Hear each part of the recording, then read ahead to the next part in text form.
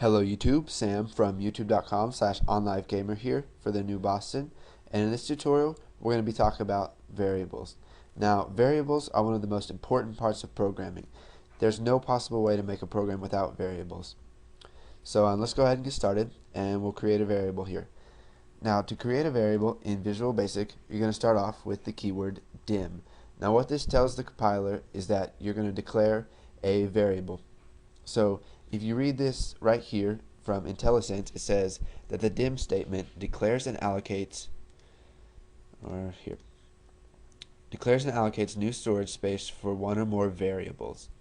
So what we're going to do is we're going to type dim, and then after this you can type whatever name you want as long as it contains valid characters.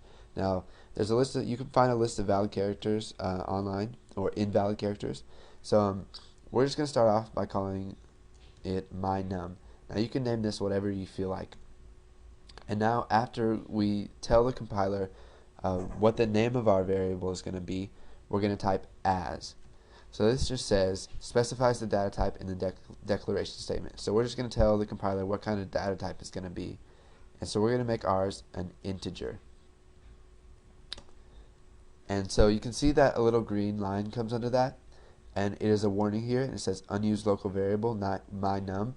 So when you're making programs, if you never use a variable, the error list is going to tell you in the warning so that you can take that out and make your program more efficient. But we're going to be using mynum, so we're just going to ignore that warning for right now.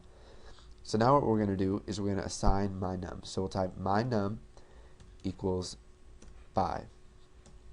Now if we do console dot write line mynum, and then we'll do console dot read line.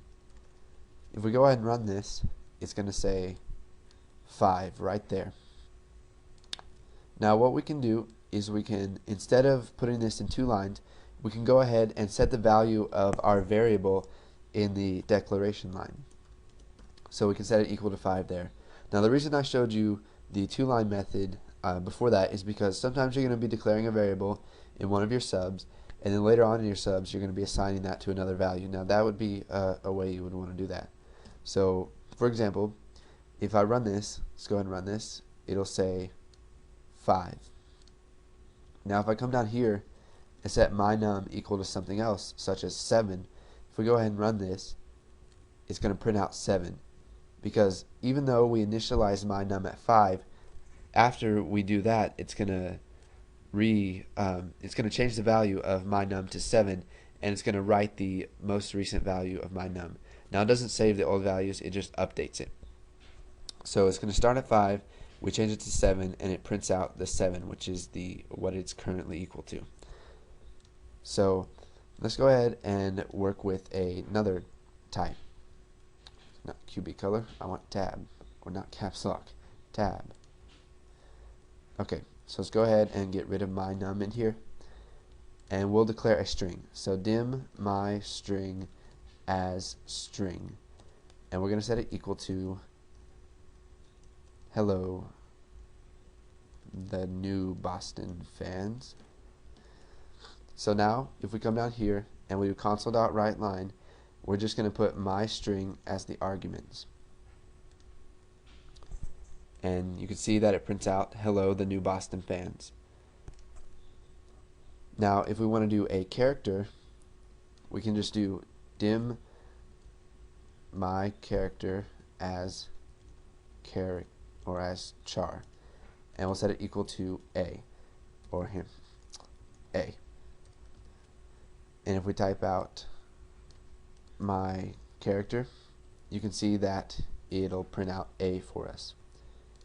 Now let's go ahead and do a double really quick.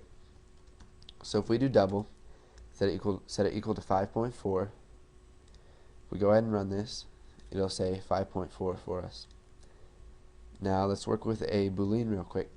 If we create a boolean variable, we'll set it equal to either true or false. So we'll set it equal to true, and we'll print out my character. Or here, let's change this to my bool.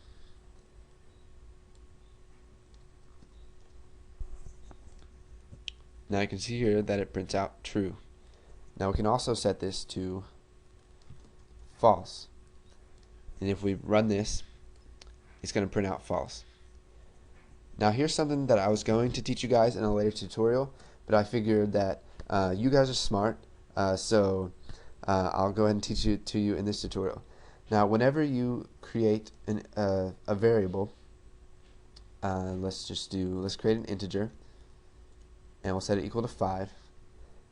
What we want to do is in our console.writeLine, we want to take my num and we want to convert it to a string. Now you may not notice any differences in this, but I was taught that whenever it's good coding practice to convert numbers to strings when you're going to be printing them out anywhere on the screen, such as a label or a text box or a console, which is what we are working in.